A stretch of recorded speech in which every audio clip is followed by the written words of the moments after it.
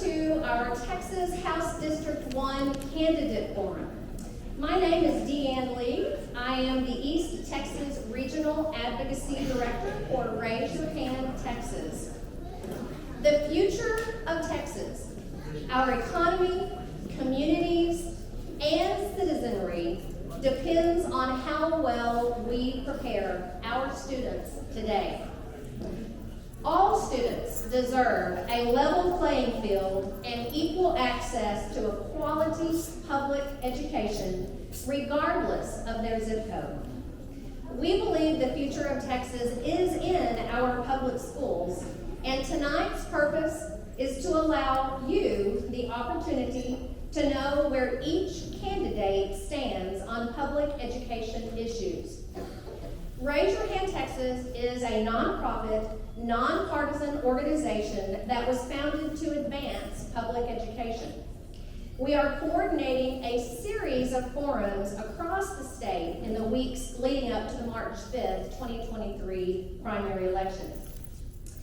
Please stand and join several of our local students as they make their way to the stage to help us with the Pledge of Allegiance and the Texas Pledge. The students are Madeline Green, Paris ISD, LaChonston Grigsby, Paris ISD, and Hunter Vaughn, Prairieland ISD.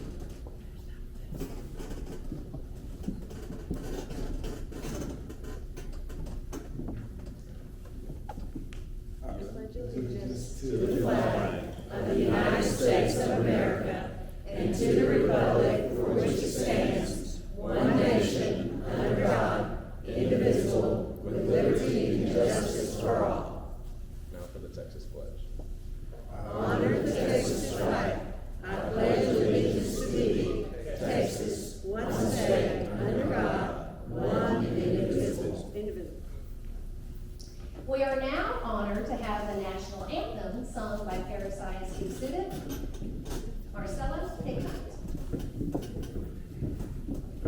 Oh, say, can you see by the dawn's early light what so proudly we held at the twilight's last gleaming, whose broad stripes and bright stars through the perilous fight o'er the ramparts we watched were so gallantly streaming, and the rockets ran there, the bombs bursting in air gave proof through the night that our flag was still there.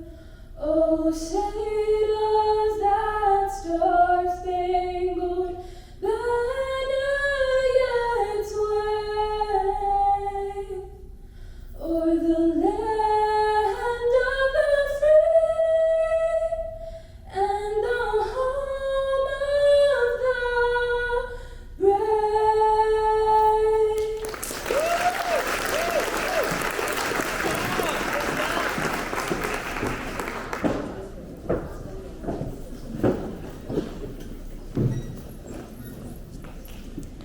I would like to thank tonight's timekeeper, Althea Dixon.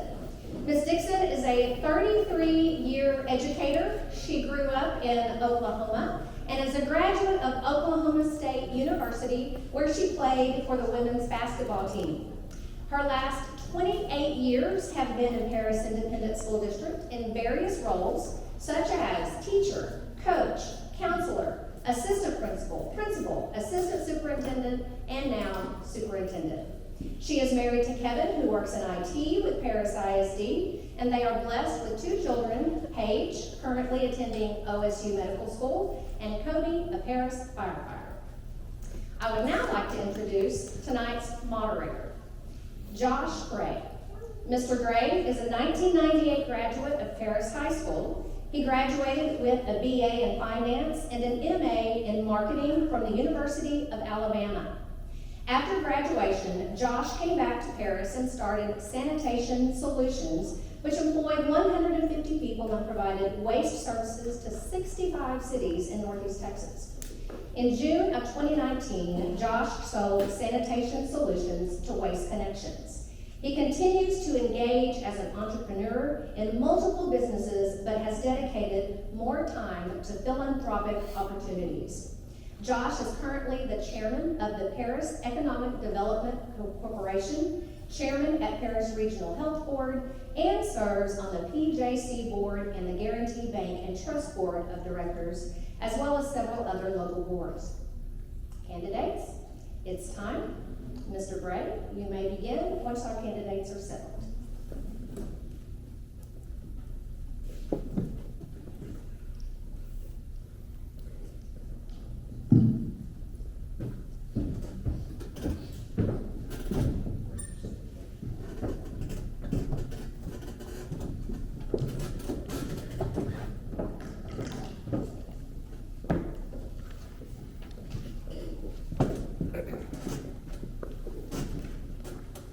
Good evening, gentlemen.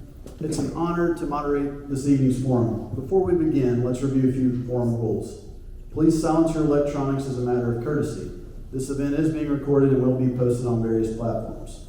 Audience members are asked to refrain from applause or other signals of approval or disapproval during the forum. We will show our gratitude once the forum is concluded. Also, campaign material are not to be distributed or displayed anywhere except at the candidates' designated tables. The candidates for Texas House District 1 are seated in alphabetical order. The candidates will give opening remarks for up to 3 minutes in order from left to right. The speaking order for candidates' answers to questions will alternate, and each candidate will have 2 minutes to answer. Our timekeeper will raise signs to let us know how much time is left. The yellow sign indicates 30 seconds remain, and the red sign indicates the time is up. Candidates are asked to please stop promptly when your time is up. Candidates, please respond directly to questions and talk about your own positions, not those of other candidates. Please do not interrupt other candidates or attempt to engage them when you are speaking. If I feel that a candidate is not respecting these rules, I will kindly interrupt the candidate and redirect the conversation. It's now time to introduce the candidates. All candidates for the state office of the State Representative District 1 were invited. Unfortunately, Mr. Dale Huls is ill and unable to join us tonight. In order which the candidates are seated was determined by alphabetical order according to last name. The candidates present tonight are Mr. Chris Spencer and Mr. Gary VanDeaver. Now it's time for opening remarks. Each candidate will now have up to 3 minutes for opening remarks. We ask each of you to tell us about yourself and about your family's experience with Texas public schools. Mr. Spencer, we'll start with you. I'm Chris Spencer from Hugh Springs in Cass County. I am married to Debbie. We have 2 boys, Christopher and Eric, and a grandson, Cameron. We're very glad to be in the grandbaby business. I graduated from Hugh Springs High School and University of Texas at Tyler. I'm a proud product of Texas public schools. If I had a child living at home right now and our boys are grown, that child would attend Hugh Springs Public Schools, no question about it. However, I believe that a parent has the right to make that educational choice that is best for their child. For instance, if they're in the Dallas School District and Dallas ISD is indoctrinated, and we'll use the word wokeness, DEI, whatever you want to call it, and they put out a curriculum guide now that states that a child that wants gender modification, they have a workbook for their parents to be involved in. So in situations like that, and that's just one of many examples, but a situation like that, I think the parents deserve an option. Whether it's a charter school, public school, Christian school, private school, or homeschool, where the funding follows that child. Thank you. Thank you, Mr. Spencer. Representative VanDeaver? May I stand? You bet. Well, thank you all for being here. Thank you, raise your hand, for putting this thing together. This is a great event, and We are here to talk about probably the most important issue facing the state of Texas today, and that is the education of the 5.4 million students who are in our public schools. It's very important that we get it right, and so I appreciate the interest that you guys have in that. My name is Gary VanDeaver. I grew up over in Red River County, small cattle operation just outside of Clarksville. Attended Clarksville High School, graduated from Clarksville High School, came to PJC here, and then over to what was then East Texas State University. Finished my degree there, and then went to Avery ISD as an ag teacher. After about 10 years of teaching, I became elementary principal at Avery Elementary School. I see some of my teachers from Avery Elementary here on the second row. Good to see them.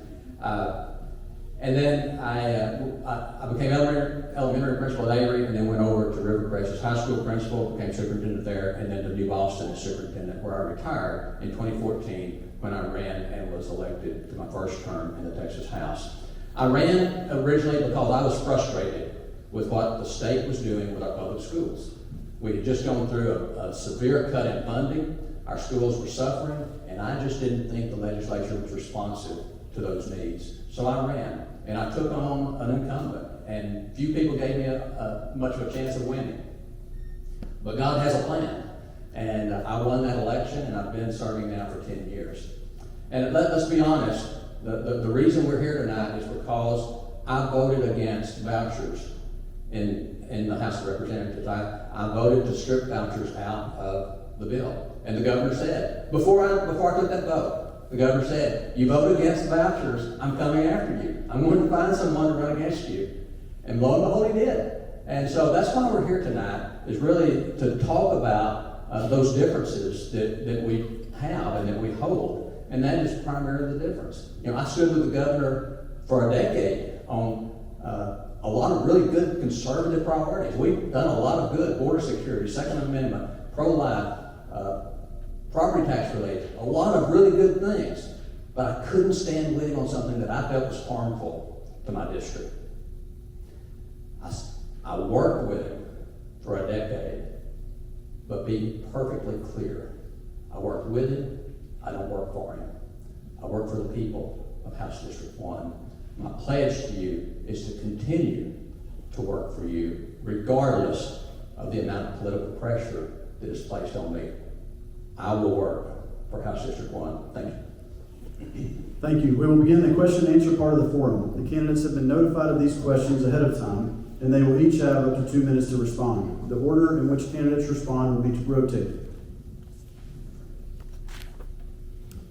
The 88th regular legislative session and the additional 4 special sessions elevated numerous educational policy issues at our Texas Capitol. Teacher pay, inflationary pressure, the $1.9 billion special education funding shortfall, rethinking our assessment and accountability systems, and of course the school choice or voucher debate. Unfortunately, all these major policy issues ended up stalling and are on hold until either a 5th called special session sometime in 2024 or the next regular session in January of 25. Texas entered the 2023 legislative session with historic budget surplus. Over $33 billion was available coming into the regular session, and after funding $18+ billion for property tax relief, the state still has $18 billion remaining after updated budget estimates. In addition, the legislature set aside $4 billion in the state budget for school funding and $500 million for vouchers that will remain untouched until legislation is passed by both chambers. What do you think were the biggest public education accomplishments of the 88th regular session and special session? Representative VanDeaver, I'll start with you. Thank you. You know, in a lot of ways for public education, the 88th session and the special sessions that followed were a disappointment. And I certainly hold that opinion as well as many in public education. But there were some good things happen. And I would suggest that one of the best things that happened was the COLA for retired teachers. That was a long time coming, and it was something we've worked for an awful long time. And it was desperately needed, it was desperately deserved. And so I was very proud that we finally got the COLA for our retirees. And then, you know, I think we did some really good things on school safety. You know, unfortunately, what we did with school safety was also create a huge unfunded mandate for our public schools. And that's really unfortunate. And unfortunately, there was money in House Bill 1 that would have covered that, had we been allowed to vote on House Bill 1. But we were not allowed to do that. Probably one of my favorite things we did was we fully funded growth. About $3.2 billion to fully fund growth in our public schools. You know, that's not always a guarantee. Just because schools have more students, it doesn't necessarily mean that the money's going to be there to provide the education for those students. The legislature has the option to fully fund growth or scale it back. And so I was very pleased that we did that. There's a lot of work left to be done, and especially when it comes to public education. And we'll be talking about some more of those things tonight. But just know that, yes, some good did come out of the 88th session. Mr. Spencer? Okay, I want to say, if y'all give me a little grace, because Gary and I both have consultants. He's got one in Austin, I have one. And they warned me, you do not need to go to this tonight. It's going to be a rough thing. So I deserve at least a medal for a period before you tonight. Let me say that I thought, like Representative VanDeaver, one of the good things that came out of the regular session of the legislature was that increased school safety funding.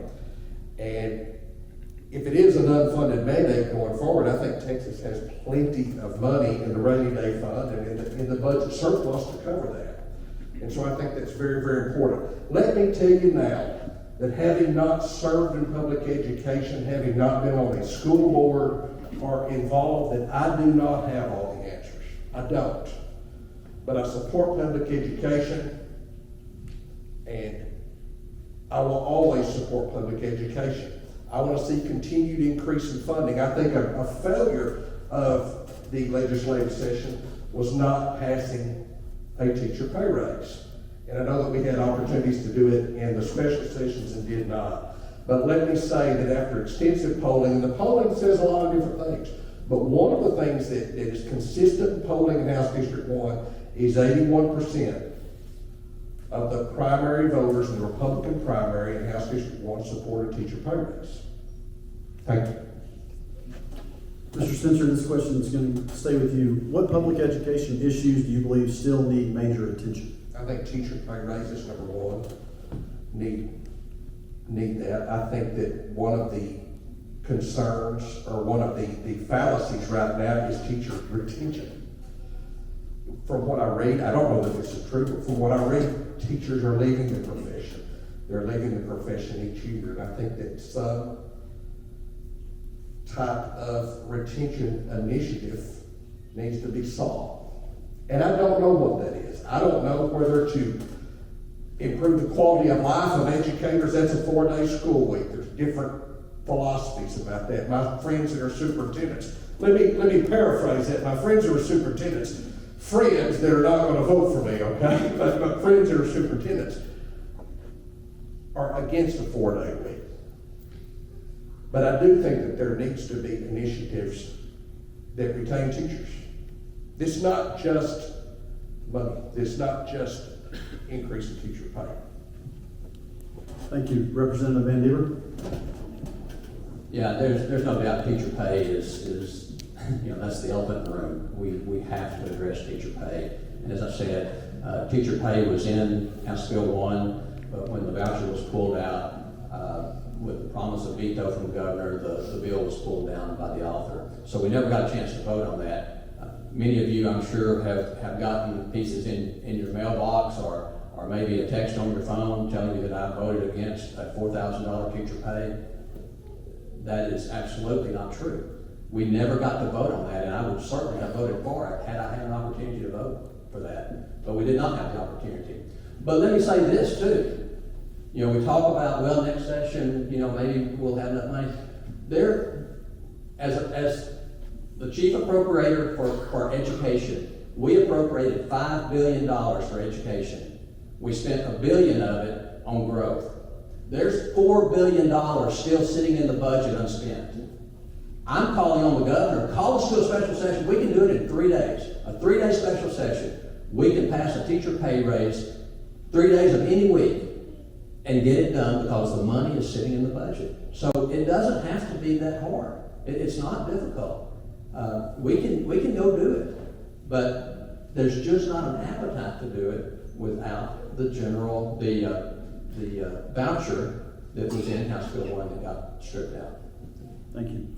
House Bill 1 by Chairman Buckley during the fourth called special session was one of the House's landmark votes on school issues. The bill contained $7.5 billion for school funding, including funds for a $2,000 to $4,000 teacher pay raise. The bill also contained a voucher provision. This voucher provision was stripped by a vote of 84 to 63, and the bill was ultimately withdrawn. What is the path forward providing public schools and teachers additional funding?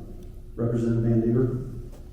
Yeah, I think it's really simple. The path forward for providing the funding that we need for public schools and the teacher pay raise, that is uncouple it from a voucher. It would pass, I think it would pass unanimously immediately if we would just uncouple it from a voucher. Unfortunately, that didn't happen in the regular or the special sessions. We were told very clearly that unless we pass the voucher, we do not get any funding for pay raises or for public schools. And so it's really quite simple.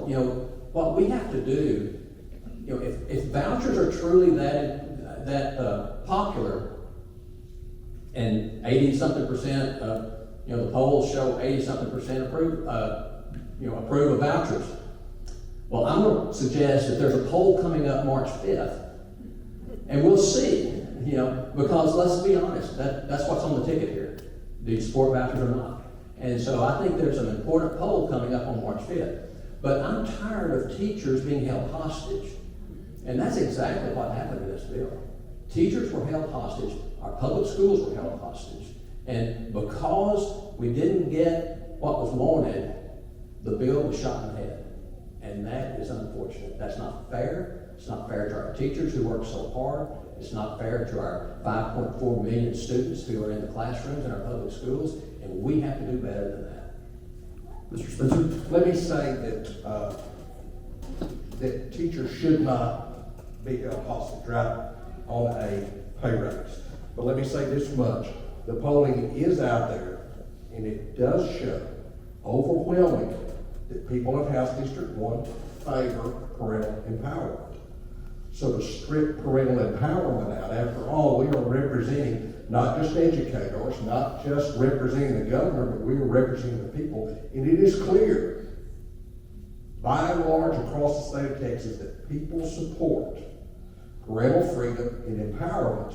And that means making that educational decision that is best for their child. I've told you before, my child would go to Hughes Springs in a heartbeat. Wouldn't change it for anything.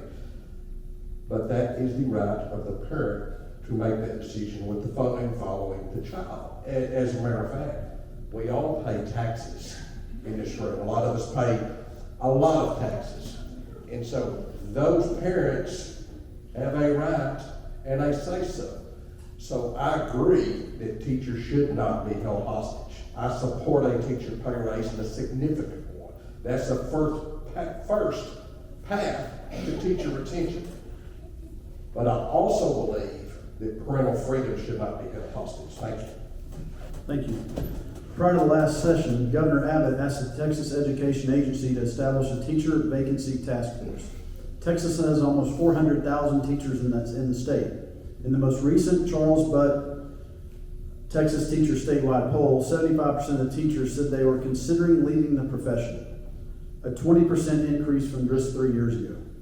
One of the top priorities for the next legislative session should be how our schools attract, retain, and train our Texas teacher workforce. What do you think is the largest obstacles for schools in attracting and retaining our teachers? That could be pay, culture, state testing.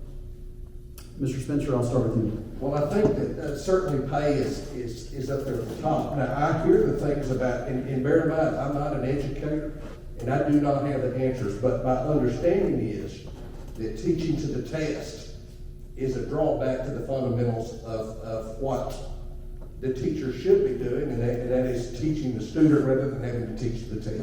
And I know that's an obstacle. As far as satisfaction in the job to retain new teachers, obviously, the number one thing, of course, is increased teacher pay. But let me ask you this. I want to ask everybody here. Do you still get to use the paddle anymore? I'm not asking that facetiously. Do teachers or principals or educators, so they can't discipline in the schools? I know that whenever I was growing up, I had the board put on me before, more than one time, and I think that the lack of discipline in schools, public schools, is an obstacle to teachers as well. They don't know whether they're going to get hit or what's going to happen, but I think that's an obstacle as well. Representative VanDeaver?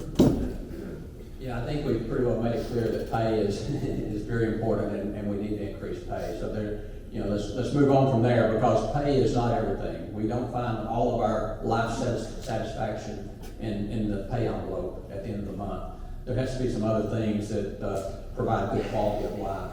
And I believe, and as I visit with teachers and other school people, I believe teacher morale is at an all-time low. And I believe it's at an all-time low because teachers are under attack daily in the media, by politicians, by parents, by the public, and it's just unfair, and it's just unfortunate that our teachers are under attack. People, and especially people in the legislature, and we come from all different backgrounds, and there are not that many educators in the legislature. But what a lot of people don't understand is business models don't necessarily fit public schools. Everybody says, well, competition, we need competition. Well, that's fine, but you need a level playing field if you're going to have competition. And we don't have a level playing field among all of our schools, or among all of our students, even within a school. We talk about, incentives for good outcomes. Well, you have to consider what the input was. Public schools have to accept every child that walks through that door. It doesn't matter if they're hard to teach, if they're a discipline problem, or whatever. Public schools have to accept them, and that's the challenge I think that teachers are facing today. Thank you. We're going to move to school safety. School safety is one of the biggest priorities of our schools. During the 88th regular session, House Bill 2, which requires at least one armed security officer to be present during regular school hours at each district campus, provided a funding provision that increased the existing allotment from $9.72 per student to $10 per student, and provided an additional $15,000 per campus. Have you talked with your school districts or campus principals about how this new provision is being implemented and what else needs to be done to help our schools be safe? Representative VanDeaver? Yeah, House Bill 2 was the school safety bill, and it was a good bill. It really was. It came out of the study that was done after Robb Elementary in Uvalde. And there were a lot of good things in there, but unfortunately, it was an unfunded mandate. And that was the downside to it. As you mentioned, the increase in the funding for safety it doesn't even come close to meeting the needs that we have, the mandates that we have in House Bill 2. I believe the state should set the safety standards for our school districts and then give them the funding they need to meet those safety standards, and then let the local independent school district come up with a plan to keep their schools safe. What works in Dallas ISD does not necessarily work in Prairie Land ISD. We have a variety of needs, and we need to have local decisions on how to address those needs. And by the way, we can only harden our campuses so much. We're already turning them into prisons, and we have to realize that the answer is not necessarily in fences and metal detectors and all that. We have to address the mental health of the students who are coming to school. We have to do that. We have to free up our school counselors and allow them to be counselors. They don't need to be testing coordinators. They don't need to be lunchroom duty. They need to be counseling students and addressing the mental health needs that those students face every day. Mr. Spencer? Like Gary, I think that the state should set the safety standards, and they should fund it and not have an unfunded mandate. I will say this, in Linden Killer ISD, I don't know what they pay a campus safety officer, and this goes to a different issue, but the local police department is upset about it because they lose good, qualified, regular police officers to the school campuses because it pays better and it's better benefits, better quality of life. I do remember this though, growing up, and Gary, correct me if I'm wrong, I don't remember any school shootings when I was growing up. I don't remember any. Every one of us had a rifle in our trunk outside. All of us did. And just didn't have those problems. And that has nothing to do with what we're talking about here, but it's just a totally different culture. Thank you.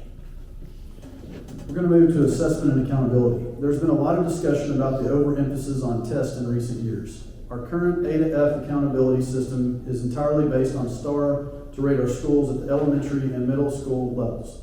In the coming weeks, the Travis County District Court will decide whether or not to allow TEA to move forward on new college career military readiness rules that will drastically impact the overall ratings of campus and school districts.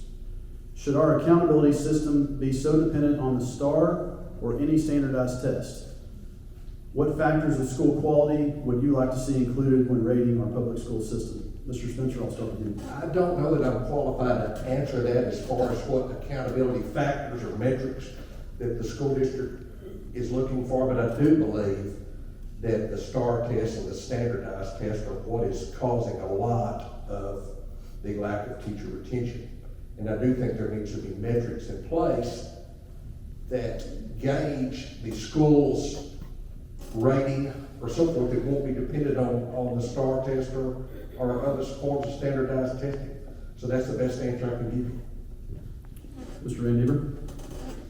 Yeah, I think we have to first have a discussion of what is our goal? What are we asking our schools to do? What do we want that product to look like? Do we want our schools to produce well-balanced people who can fit into society and be contributing members of society? Or do we want to produce some folks who are really good test takers? And I think that's our question. And I would suggest to you that I have not taken very many tests after I left high school, and those that I have taken, I've been able to study for and pass most of them, and I think most of us can. But I think we need our schools to focus on the things that are really important. Our schools provide a lot of things other than just the core curriculum. We have extracurricular activities. We have parent involvement. We have job training. We do a lot of things in our public schools, and those things are important. Those things matter. And I'm just suggesting we need to measure what matters. Let's measure what the school is putting into making that student that we all want at the end of the day. And when we measure that, I think we're going to give schools the credit that they deserve for the great jobs they're doing. The next questions will be related to school funding and the state budget. The legislature has held state funding levels for schools without any increase to the basic allotment since 2019. Double-digit inflation over the past 4 years has placed pressure on our schools. This school year, federal stimulus funding runs out and must be obligated if there is any remaining in any school's account. Have you talked to your school districts about what they are doing with their federal stimulus funds? If so, how are they using those funds to address learning loss? What are your schools going to do once the stimulus funds run out? Representative VanDeaver? Yeah, so we were fortunate to receive a good deal of federal stimulus money from COVID, and we needed it. We know we had a lot of learning loss that took place during the time that we were going through the COVID pandemic, and that money is running out. Most of my schools, they use it to enhance instruction. They use it for interventionists. They use it for paid after-school tutorials. They use it for software. Anything that would help those students gain that ground, because not only were teachers charged with teaching, moving that child one grade level while they had them, they had to go back and make up for at least half a grade level they had missed due to COVID. So we were trying to get a year and a half of growth, or maybe 2 years of growth in 1 year. So it was really important that these instructional enhancements were in place. Well, I'm here to tell you that those things are still needed, but the funding is going away. And the end result of the funding drying up is the positions are going away in most cases, because schools are dealing with, a lot of our schools are dealing with deficit budgets because we did not increase their funding. And now they're losing the federal stimulus funding. So a lot of them are adopting deficit budgets. And a lot of them, they're dealing with the same inflation you and I are dealing with. They're dealing with, it just costs more to buy everything they have to buy. and with no more funding. So unfortunately, some very good programs are going away. Mr. Spencer? Well, let me speak to that from a business standpoint. I own and operate Crump's Food Center in Linda, Texas. And has anybody's grocery bill gone up in this room? Okay, everybody's has. The price of groceries is 25% higher than 2019. Okay, and I don't know if any of your salaries are going up at all. But let me say this: it's not just federal stimulus monies for education that's driving up. It's all across the board. All the extra money that we got during COVID, whether it was food stamps, whether it's stimulus checks, those things are gone. And everyone is having to retool their budgets. And it's very, very difficult. And I don't have the answer for that, except to say that it's just not affecting education. The inflationary pressures are all across the board, including business. The state currently has a budget surplus of at least $18 billion, with an additional $23.7 billion in the rainy day fund. What are your funding priorities for public education next session or during any called special sessions? Mr. Spencer? I think we've talked about it, and we're not going to talk about it anymore. I guess except this one last time, and that is that teachers need a pay raise. And that's something that I would strongly support as a member of the legislature. Representative VanDeaver? Yeah, absolutely. I think we have pretty much beaten that one to death. We all agree that the teacher pay raise is the number one priority. But, again, I think we've touched on some things that are also priorities. And personally, I think that we need to increase the basic allotment to our school districts. I think that's how we most fairly fund our school districts, and that's how we can most fairly funnel new funding to our school districts is through the basic allotment. And by the way, percentage of basic allotment by state statute is required to go to teacher salaries. So you would automatically see increases in teacher pay if we increase the basic allotment.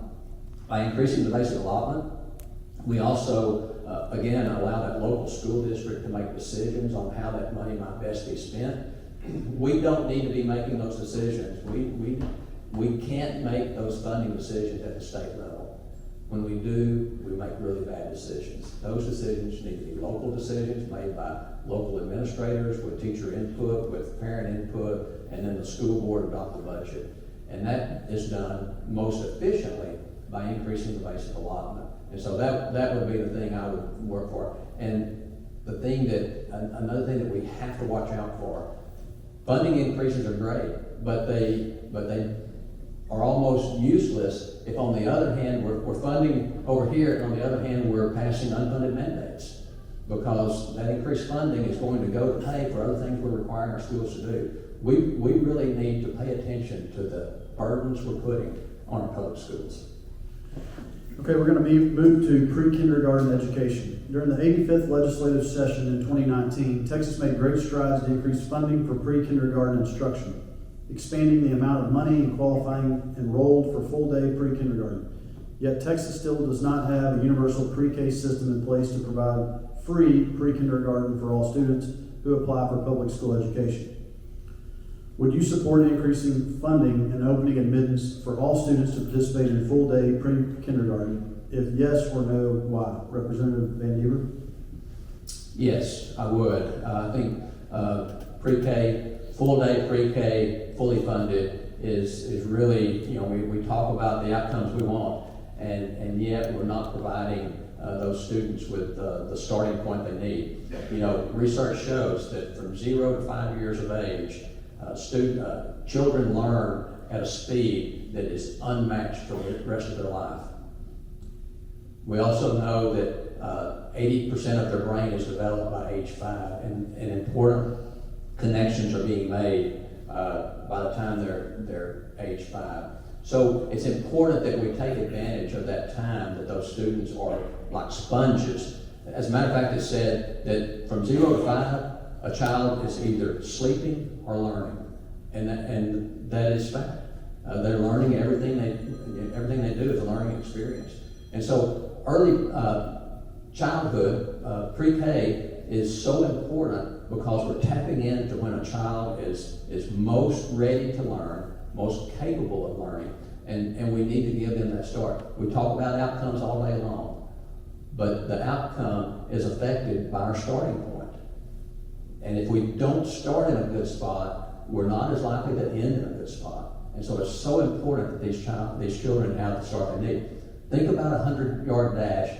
You have two kids on the starting line, but you put hurdles down one lane, and then you let one start on the 50-yard line. That's going to affect the outcome. And that's exactly what we're doing with children who are coming into the school system. Mr. Spencer? You know, for me, I started first grade in August of 1972, and we did not have kindergarten. At least we didn't in Lone Star, Texas, Morris County back then. But I would certainly support fully funding pre-K. Sure would.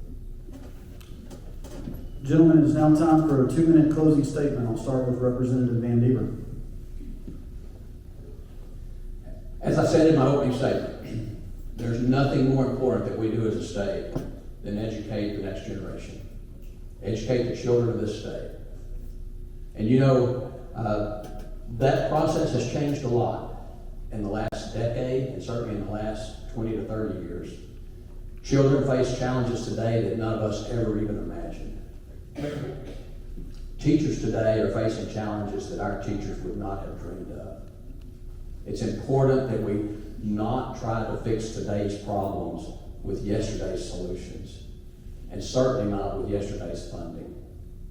It's important that we put our public schools and the over 5 million students who attend there where they belong on our list of priorities. You know, we can talk about, you know, border security and you know, all of the things we talk about that are important to this state.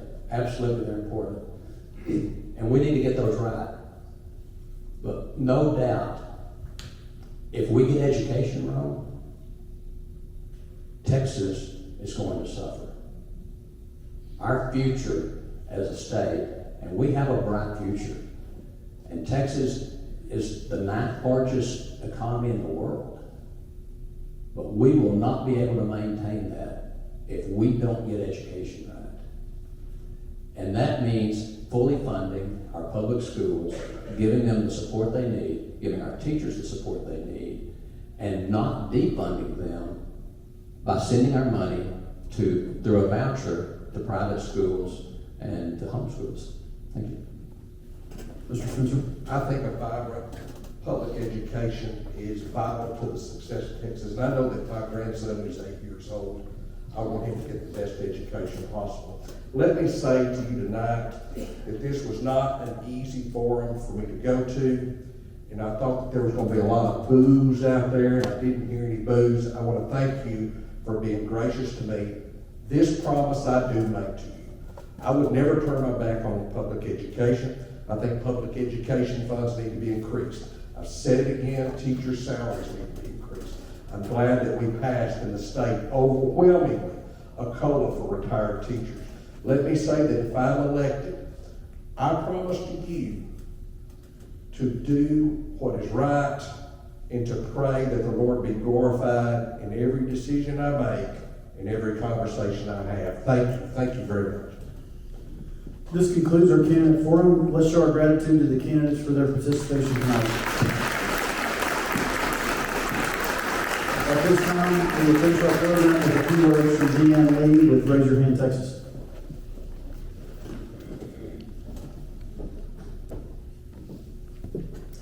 Mr. Bray, thank you for serving as moderator. Excellent job. Thank you, Ms. Dixon, for serving as timekeeper. Excellent job. Thanks to both of you for being here in the midst of insanely busy schedules for making this a priority.